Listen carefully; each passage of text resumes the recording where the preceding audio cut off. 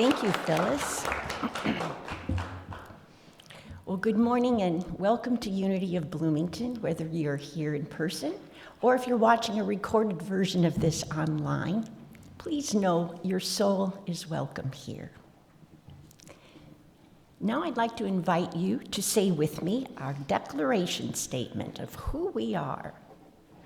We are a heart-centered community seeking spiritual awakening and transformation by deepening our connections with God, self, and others. So today's the first Sunday in February, and the daily word for today is joy. And I just want to read you one sentence from the daily word, and I invite you to visualize this concept with me.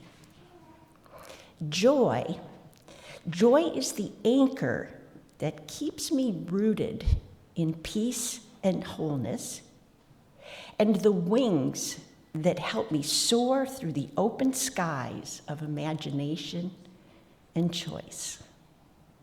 Joy. Now I invite you to stand and let's sing together Only One Power.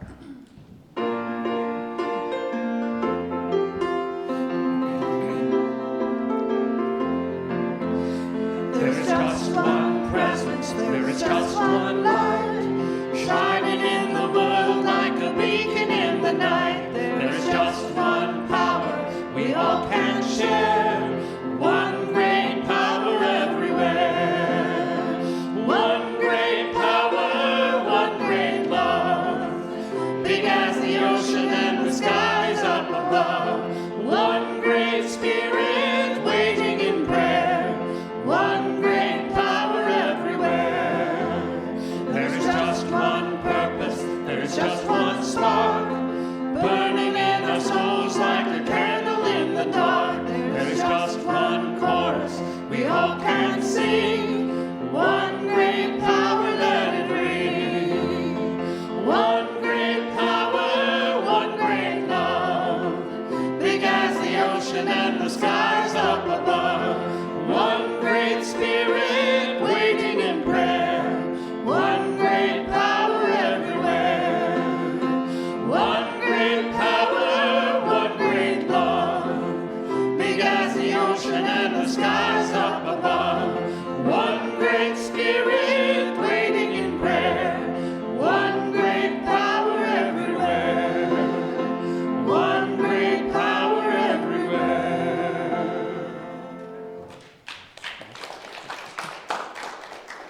So here, you may be seated. Here at Unity of Bloomington, we're between ministers, between full-time spiritual leaders, and we call this our transition period. And we have an affirmation that I'd like to invite you to speak with me. Together, Unity of Bloomington is generating an abundant future in expansive alignment with Spirit. We lean deeply into truth principles, live our faith, and trust the process.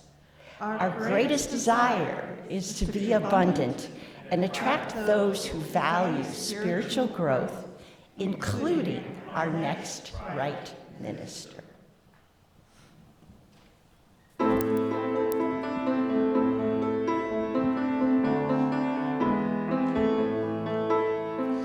I am the thinker who thinks the thought that changes the things that shape my life. I am the thinker who thinks the thought. I have the power to change my life. If you ask me who am I am wisdom, I am light. I am more than meets the eye. I cannot be defined. I am the thinker who thinks the thought that changes the things that shape my life. I am the thinker who thinks the thought. I have the power to change my life. I can choose to be the light that brightens someone's darkest night. I'm so much more than meets the eye. I cannot be defined.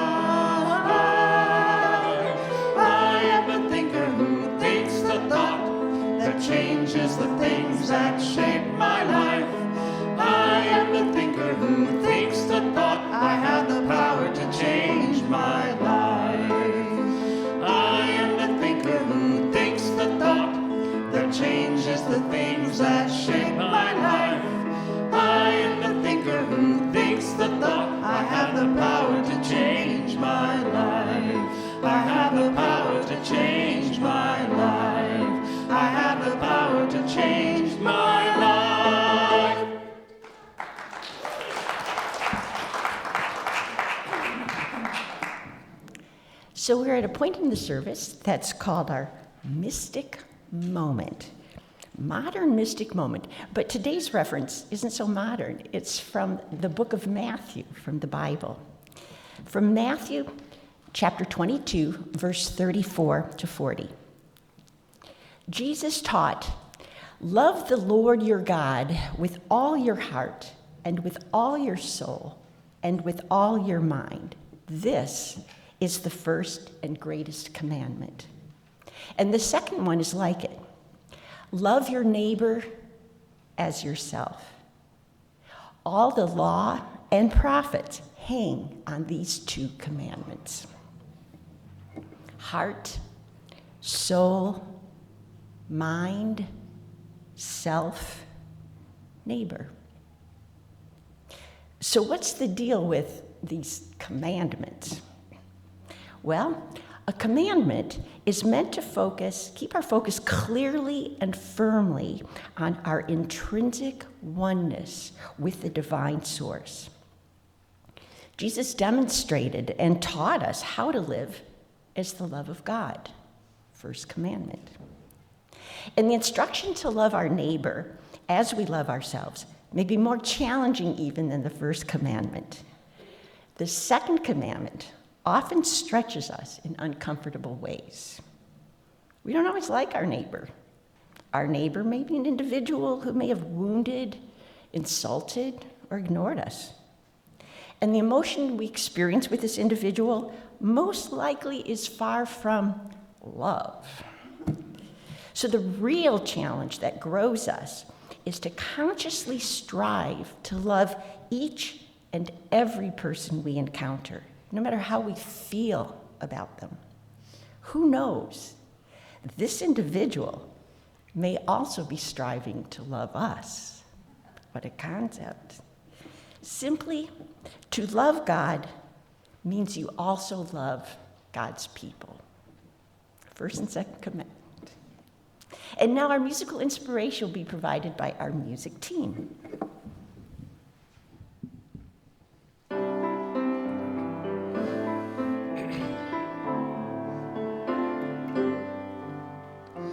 God in you, God in me, is the love that sets us free. God in you, God in me, is the light we all can be. It's the essence of us all, the whole of humankind.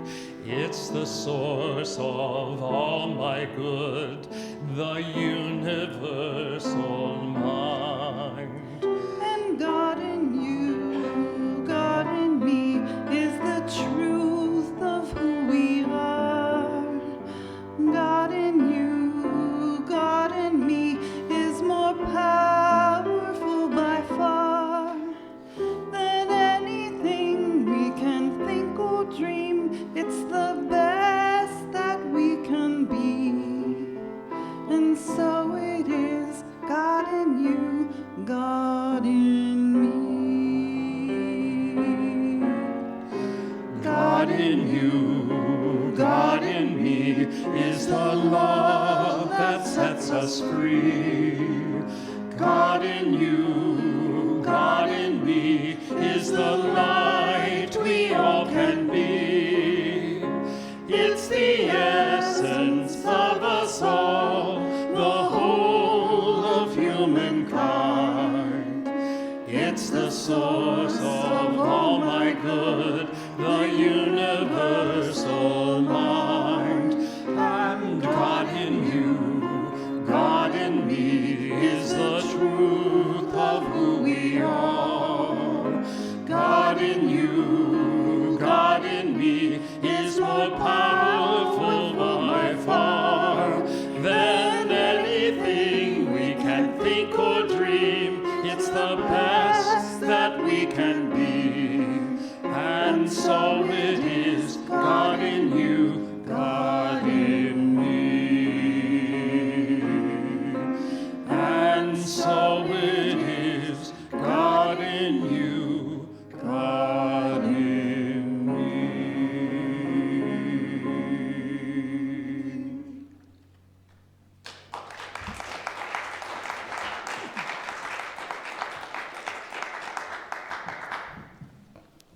Thank you, music team. This morning, through the magic of modern technology and the wizardry of Seb and Andy, our guest speaker comes to us from Cape Coral, Florida. But he has ties to Indiana. Back in the 60s, Reverend Ron Fritts attended Anderson University and received his BA in religion. He completed seminary in Anderson, Indiana, and was ordained by the Church of God. For the next 13 years, he led congregations in Indiana, as well as Colorado, Ohio, and Nebraska. In the next chapter of his life, he spent 19 years as a YMCA director in 3 different locations, one of which was Kansas City. And it was there in Kansas City when he first became introduced to Unity, when he served as the director of music at the Unity Temple on the Plaza. And that's kind of a big deal church. Reverend Fritts was so drawn to Unity that he then served as minister at University of Quincy, which is in Illinois, from 2006 to 2013. And during that time, he was ordained by the Unity Field Licensing Program. That really is a thing, ordained by the Field Licensing Program in 2011. During his service there, he served as president of GLURC, which we know is the Great Lakes Unity Regional Conference, of which Unity of Bloomington is a member. And he was also on the Unity Worldwide Ministries Alternative Ordination and Credentialing team. After his retirement in 2013, he served as a certified ministry skills consultant for Unity Worldwide Ministries. He found time also to author a book, Seek Until You're Astonished, to be grandpa to 8, foster dad to 7, and husband of 37 years to wife Cindy. His motto is look for the good. And now I present to you Reverend Ron Fritts.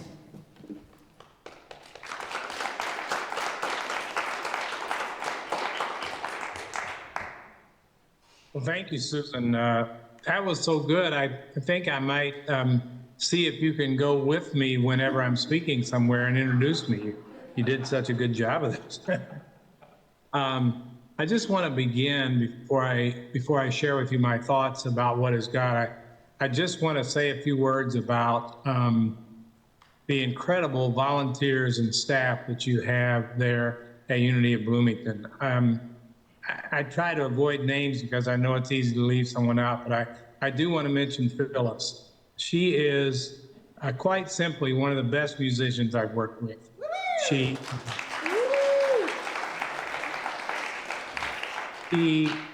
understands, the message and the meaning and the metaphysics of what we're trying to get at, and does an amazing amount of research to make that work. And I just so appreciate that. I think that is so important, coupling the music with the message. So I appreciate that. But also your volunteers. I mean, you had, again, I'm not going to try to name the names, but there were at least 4 people that came to the church yesterday on a Saturday to check out all the technical things and make it work. And then again this morning they were there early to check that out. And that's why it goes so well. That's why it works. And I know there are a number of others that volunteer, and I just encourage you to support them and thank them for their efforts. So you may have heard the story of a little girl who was drawing a picture, and her mother said, "Honey, what are you drawing?" And she said, "Well, I'm drawing a picture of God." And Mom said, "Well, honey, no one knows what God looks like." And she said, "Well, they will when I'm finished."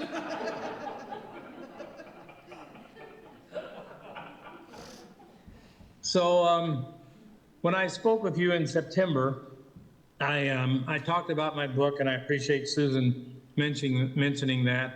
And you may recall that all the chapters of my book are questions. All the chapter titles are questions. And today, I want you to think along with me on the title of one of those chapters, which is, What is God? And to introduce that, I want to read to you a quote that I have in there from one of my all-time favorites, Bishop John Shelby Spong, who writes this: "So who is God? No one can finally say. That is not within human competence. All we can ever say is how we believe we have experienced God, doing our best to expel our human delusions. Let me try to do just that.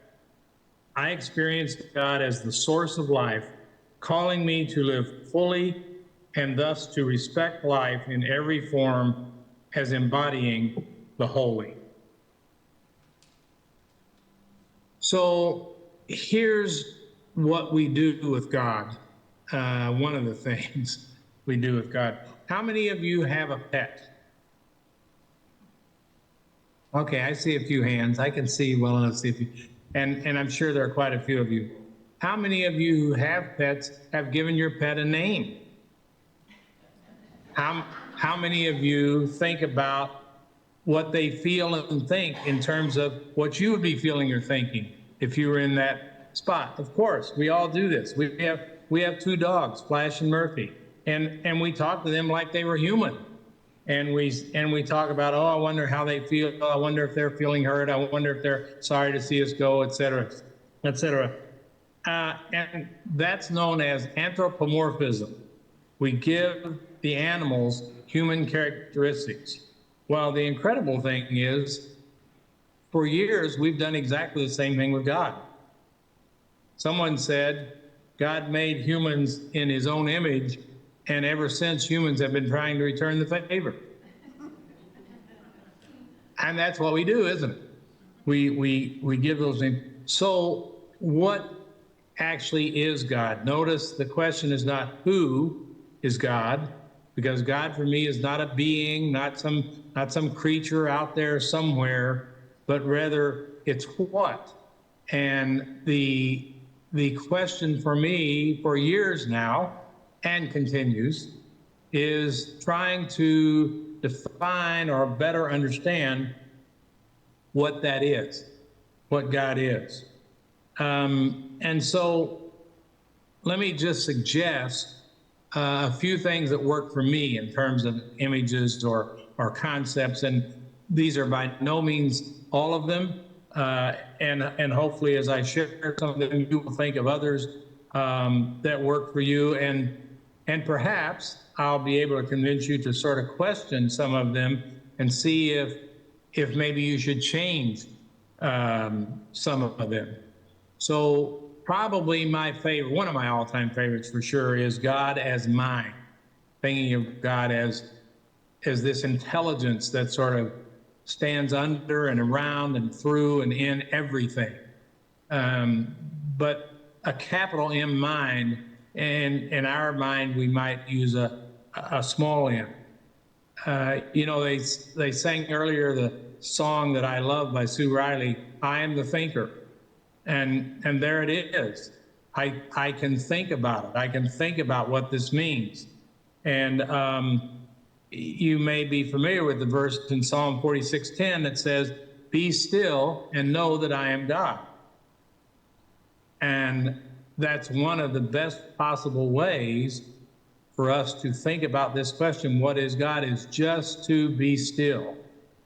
Not to be reading or studying more, even though that's very important, but just to be quiet, to be still, to turn within and question answers that we may have been given in the past that no longer serve us, but just sit with that question in our mind.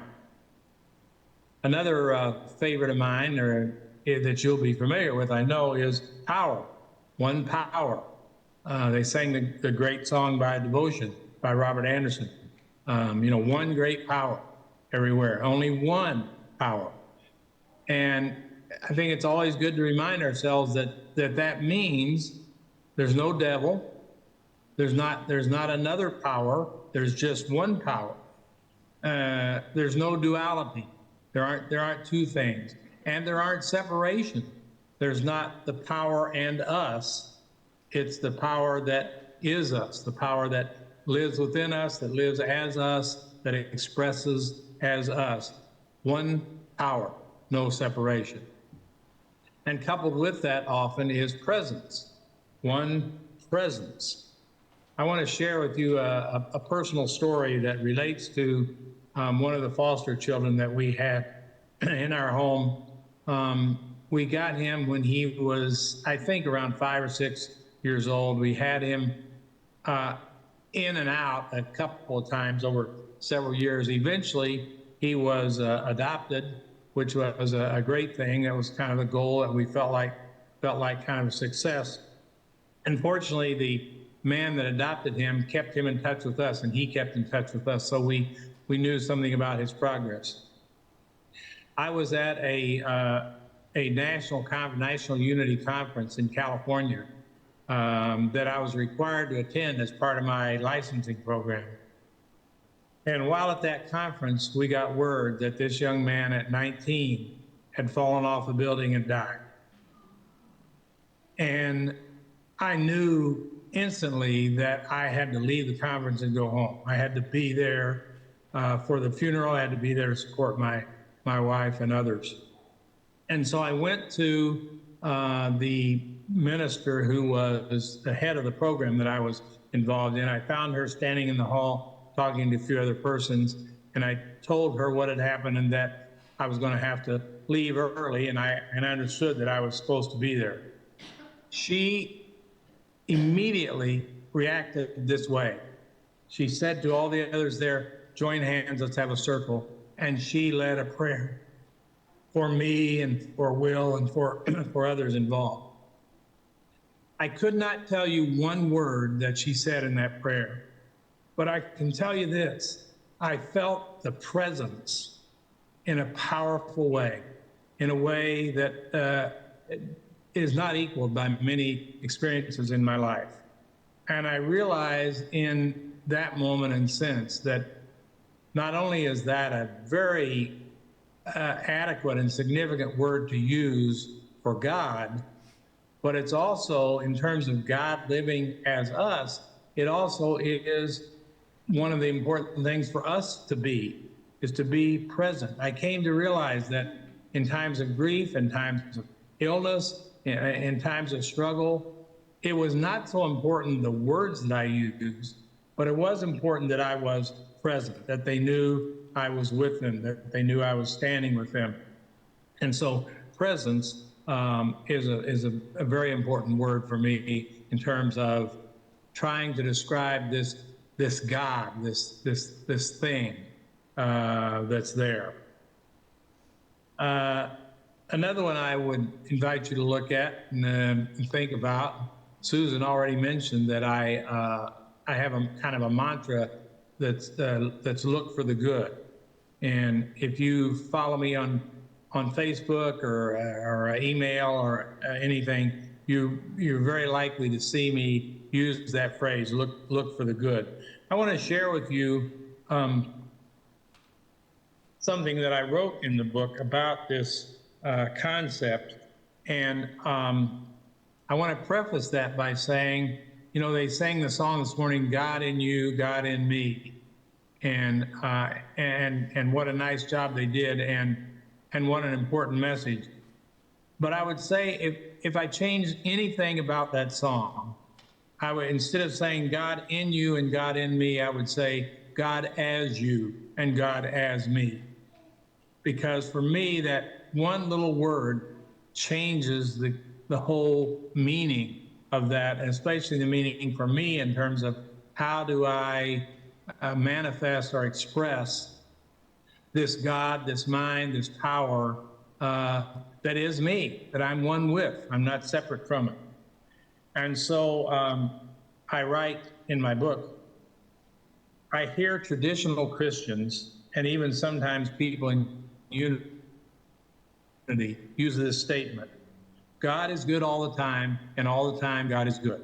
A nice, positive statement, But for me, it's not just that this God is a good God. Rather, wherever you see good, that is God. One and the same, not just a characteristic. And as I said, you'll often see me use that phrase, look for the good, because while I believe that God is everywhere present in everything, I know that it's easy to become so busy with living or to get overwhelmed by the news of things that appear evil that we don't notice the good. So it's important, I think, to search for it and remain awake and alert to it. So God might be called mind, might be called presence, power, good, of course, love. We sang about that this morning as well.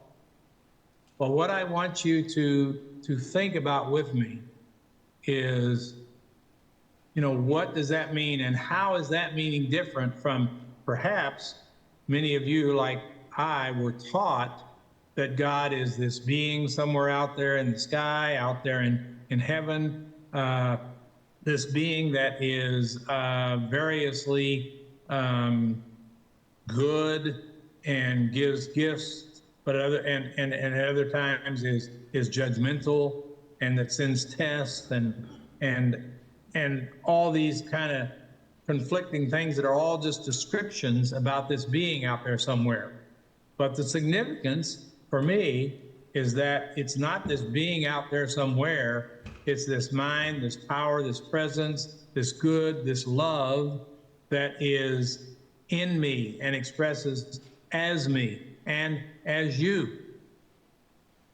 And so at the end of the day, I admit it really is still a mystery. And the mystery, lies not in answering the question, but the mystery of God actually is in the question itself. It's living in that question, which is why, if you recall, when I spoke in December or in September, I talked about living in the land of I don't know. Excuse me. In other words, being comfortable with having questions, living in the questions, learning, growing, but even as I get answers, questioning even those answers, to continue to be in that question of what God is. I want to conclude by sharing with you a quote from the book, The Five Principles, by Ellen Davenport. And she's actually quoting a writer by the name of Rainer Maria Rilke, who writes Letters to a Young Poet. Excuse me. And this is what Rilke says. I want to beg you, dear friend, as well as I can, to have patience with everything that remains unsolved in your heart. Try to love the questions themselves. And so my book is Seek Until You're Astonished, but the subtitle is Finding the Mystery of God in the Question. I find that mystery there. I invite you to live in that question with me. So it is.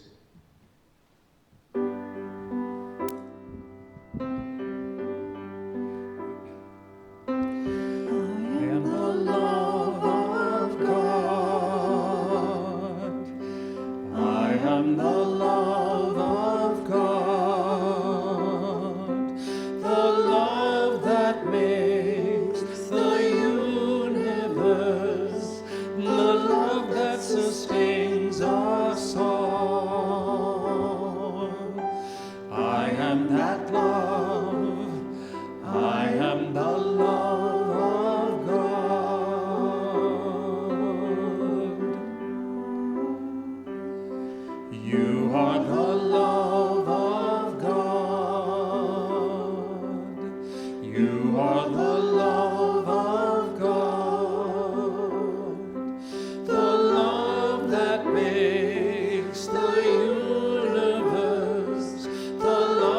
sustains our soul. You are that love, you are the love of God.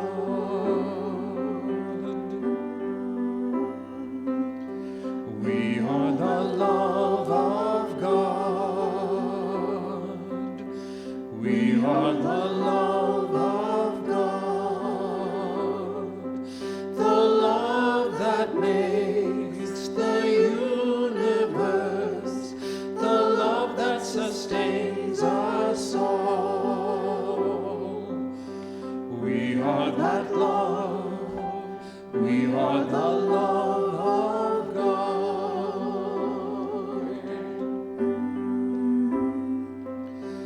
You are that love, you are the love of God. I am that love, I am that love of God.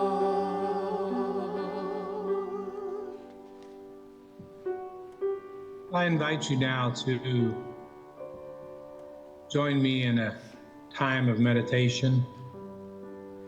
I invite you to close your eyes if that's comfortable for you. Make yourself comfortable in your seat.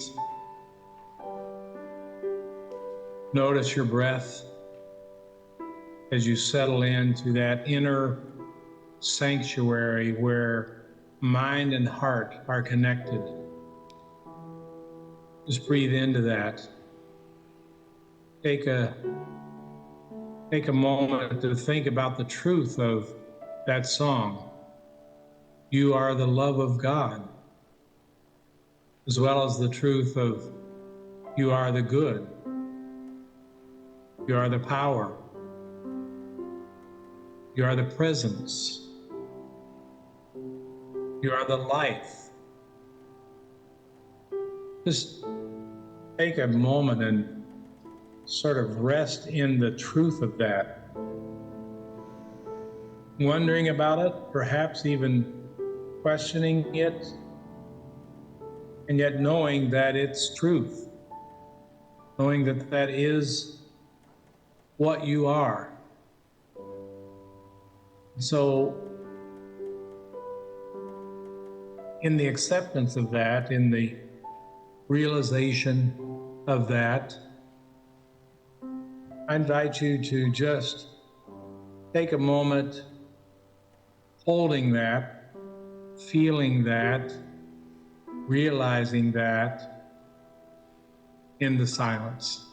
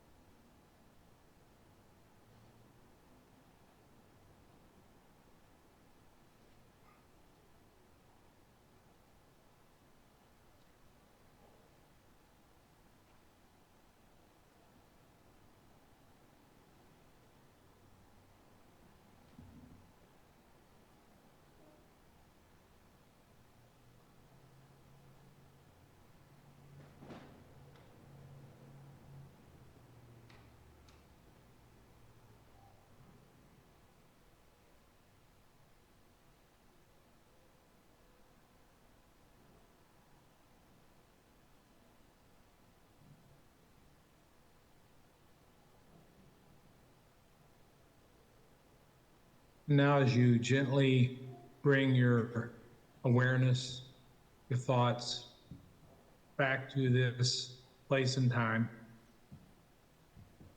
returning with a deeper understanding and realization of what you are, what God is, and who you are to be, what you are to be, in expressing that. I invite you to recognize that truth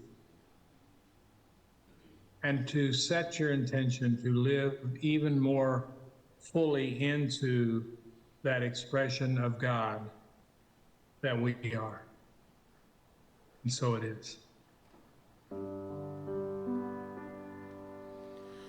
I am the love of God. I am the love of God. The love that makes the universe. The love that sustains us all. I am that love. I am the love of God.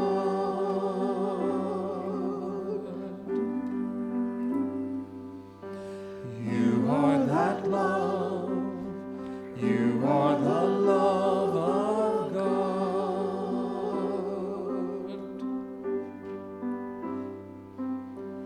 I am that love. I am the love of God.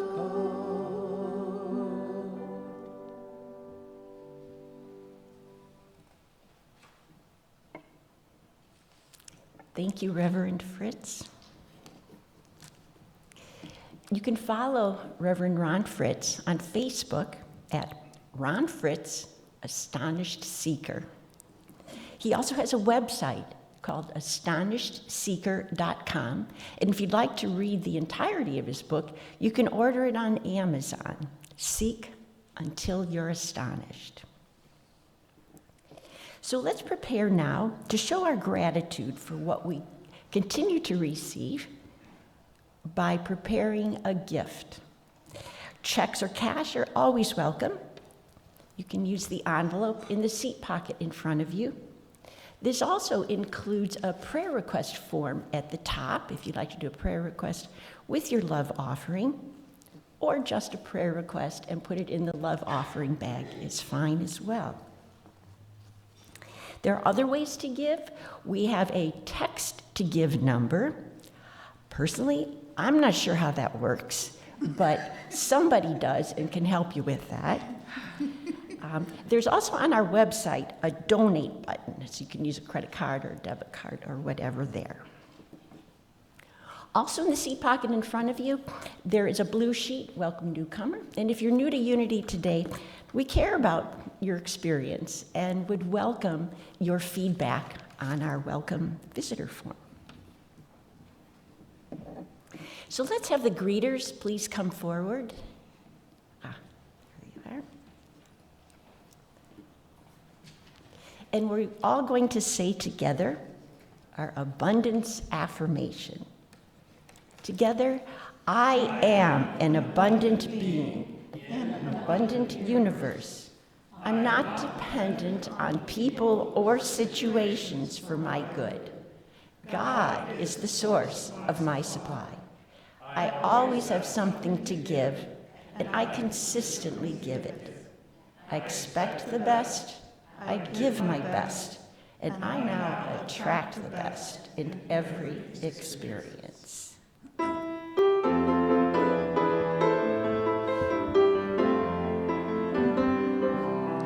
I see joy, I see peace, I see goodness surrounding me. I see love in every breath I breathe.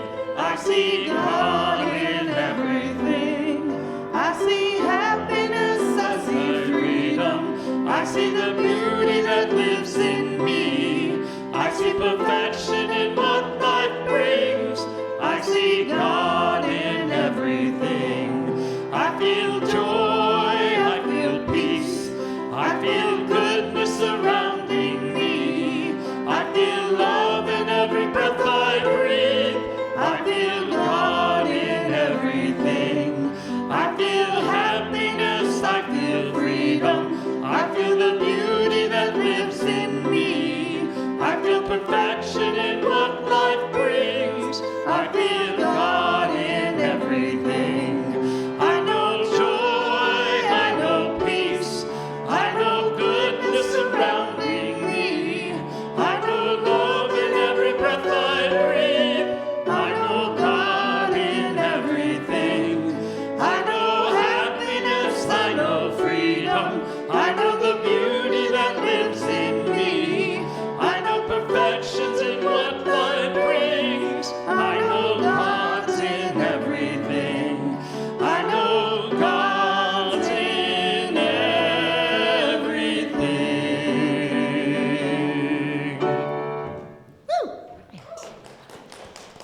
Merity and Joe, before you sneak away, if you would bring our offering bags forward, we'd like to bless them. And here's the words with which we'd like to bless them. Together, divine love flowing through me blesses and multiplies all that I have, all that I give, and all that I receive. And I am grateful. Thank you.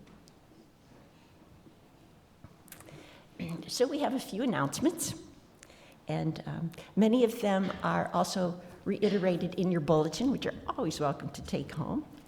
So just this week, we've got a couple of cool things going on. On Wednesday, Mary Ellen May is going to again lead us in Interplay, which is a really fun 1-hour experience, Wednesday afternoon, 1 to 2, here in the chapel. And then Wednesday evening, there will be a board meeting at 5:30. Anyone is welcome to attend. On Saturday, choir practice, and that will take place 10:30 in the morning. Next Sunday, we're going to launch something a little new and different. We're referring to it as spiritual cinema. Stay after the service, and at noon, we're going to be sharing in watching a film and discussing it together. The film is The Singing Revolution. The following Thursday is Drumming Circle, and on February 24th, which is a Saturday, there's going to be a 3-hour kirtan experience in the evening. Kirtan involves a lot of chanting, a lot of a repetition of mantras, call and response chanting, and also during this time there'll be some singing, some movement, meditation. It's just a real spiritual experience, and it's all facilitated by someone who knows what they're doing. And that again is the evening of February 24th. The next day, our annual meeting. So every year at Unity of Bloomington, we call all the membership together. And if you're a member, you should have received in the mail a letter talking about the annual meeting, as well as a couple of other inserts, including your declaration of continuing your membership at Unity of Bloomington. Oh, and there's always a potluck with that too. That's one of the best parts. So for the rest of February, our speakers are all Unity members. Joni and John Spain together are going to be speaking next week, and their title is Not That Far Apart, a dialogue on faith styles. Then, back by popular demand, we have Luke Salmon as speaker, and on the 25th of February, John Acapio. All right. More details again in your bulletin. So now let's join together in saying the prayer for protection. Together, the light of God surrounds us. The love of God enfolds us. The power of God protects us. And the presence of God watches over us. Wherever we are, God is, and all is well. And now if you'd like to stand, and we can join a circle and sing, Let There Be Peace on Earth.